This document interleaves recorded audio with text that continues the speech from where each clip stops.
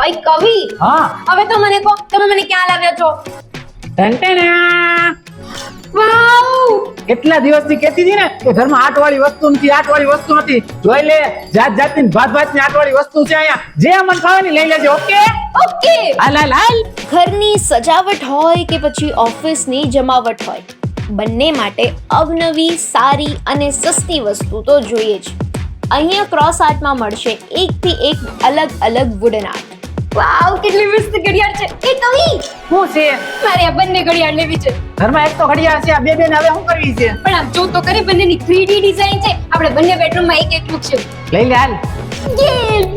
તમારે તમારી રીતે બનાવડાવવું હોય તો કસ્ટમાઇઝેશન પણ કરાવી શકો છો.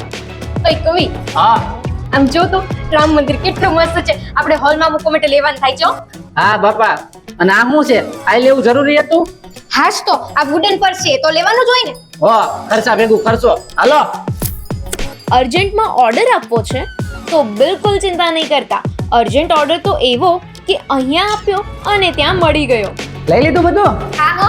તમને પણ કહી દઉં છું, જો આવી એન્ટિક વસ્તુ જોતી છે ને તો ફટાફટ 63 પર પહોંચી જાજો. એડ્રેસ અને નંબર નીચે આપેલું છે. ચાલો મળીએ. Bye bye. कुछ नया कुछ सपनों के लिए क्रॉस आर्ट कुछ अपनों के लिए.